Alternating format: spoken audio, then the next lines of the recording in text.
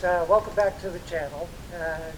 Today is a little crispy, plus about 7 Celsius degrees.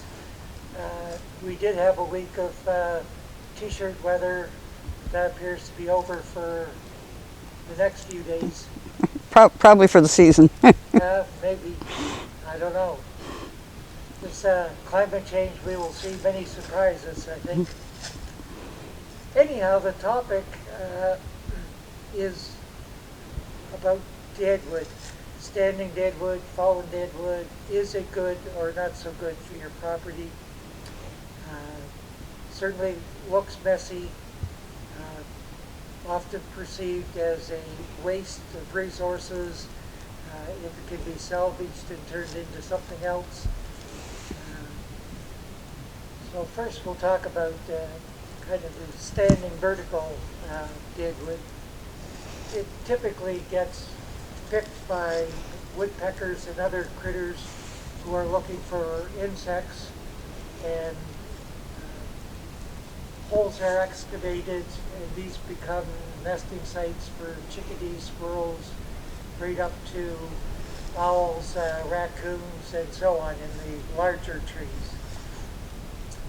There's actually more living cells in deadwood than there is in livewood. That seems a little strange. It does. But it's a source of much microbiologic activity. That's a big word. Decomposition, little bugs, critters, salamanders, everybody getting a little activity going. So it's a largely invisible but very critical part of the whole ecology of the forest.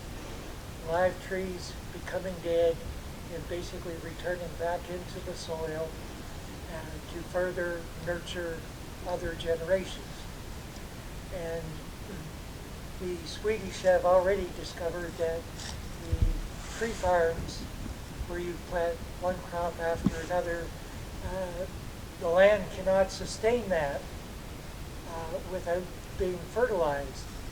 So they have been, for at least a number of years now, been taking the ashes out of these big biomass heating centers and basically taking it back and putting it back into the woodlot. If we just let our deadwood decompose and we leave lots of deadwood there, we don't have to worry about the future fertility of our woodlot. So you just let it rot. Let Mother Nature do all of this wonderful work. Another less likely benefit of decomposing wood, such as this stump here. Now, unfortunately, this is a fir tree, but much more valuable trees like red spruce, yellow birch, they have difficulty getting down through the duff layer of all that leaves and into the mineral soil. So these little nursing stumps are a great site that they can get started and actually flourish and become growing into full-size trees.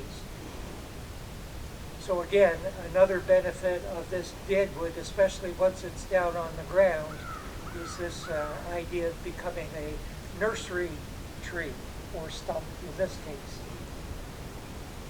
So very valuable in that regard.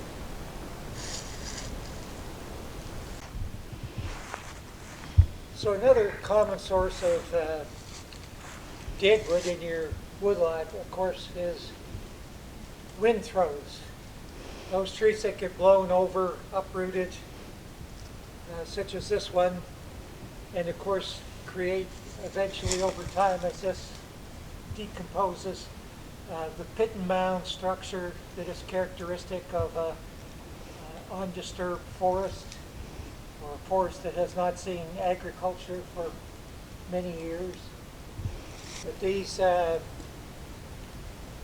kind of wind throws, especially if you get them in layers and so on, can also become dens for bears, coyotes, larger mammals. Always good for small critters too. So again, it's habitat, critter life, and ultimately these are beneficial too in that they, during heavy rains, they prevent and slow down any runoff on slopes so that it lessens the likelihood of erosion. As they start to decompose, they will absorb water and hold it as a reserve so that nearby trees, or especially if they're growing right into the tree, can tap into that source of water. So there's just many, many, many, many benefits. And of course, when you get piles of dead branches and that's wonderful for mice and all the little critters, and places for them to hide and live and build nests and so on. So all in all, Deadwood is very good for your forest. In fact, it is considered one of the significant characteristics of what will become an old-growth forest. Old-growth forests recognized as having lots of vertical and horizontal deadwood of all sizes, but particularly the large ones become even more important. Well, these are a couple of trees here that I simply fell and left on the ground. Upsetting for some people, I know, but it created some room, some sunlight on the ground to hopefully get some valuable generation going. And the other benefit too is that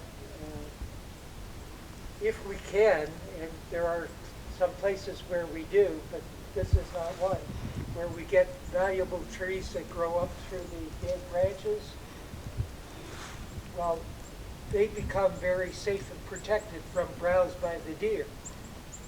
So these are kind of like deer shelters for trees to grow up through. Anti-deer shelters? Yes, anti-deer. But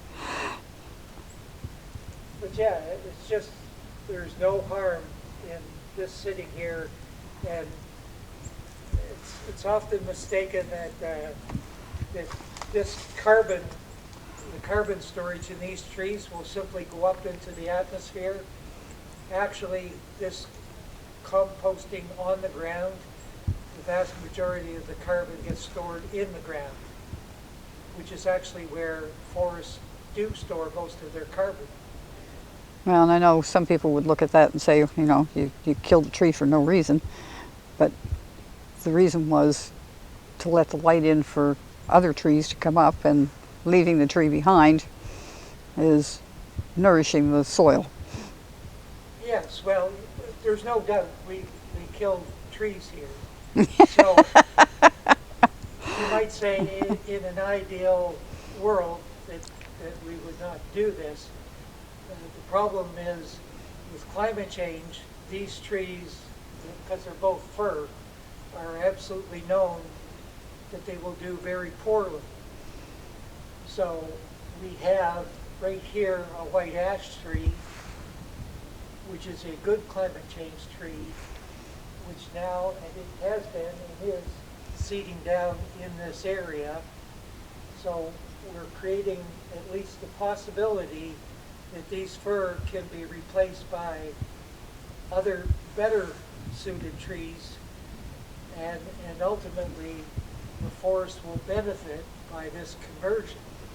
And yes, there is some pain involved in the process. It's kind of like renovating your house.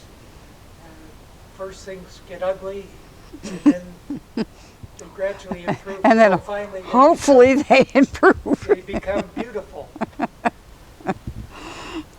When all the mess and debris is cleaned up.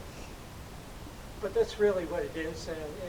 It's another kind of renovation, and we're just working away at renovating the woodlot. Renovating a whole woodlot, not just a living room. Right. other advantage of using our deadwood productively, you don't have to wait for Mother Nature to come up with a valuable tree for you. You can plant one yourself. Like right down here, we have a sugar maple that we planted last year, and of course he's not protected from bunny rabbits, but he certainly is protected from the deer. And when I arrived here today, there were 2 does right in this area browsing around. So there's no guarantee without this protection that he would have gotten eaten. On the other hand, there's a pretty good chance that he just might have been gone. Yes. We have lots of deer in the area. Yes. And they're hungry. Always. Yep. Hey Hal, thanks for watching, folk, and we'll catch you on the next one. Take care, be safe. Catch you next time, guys.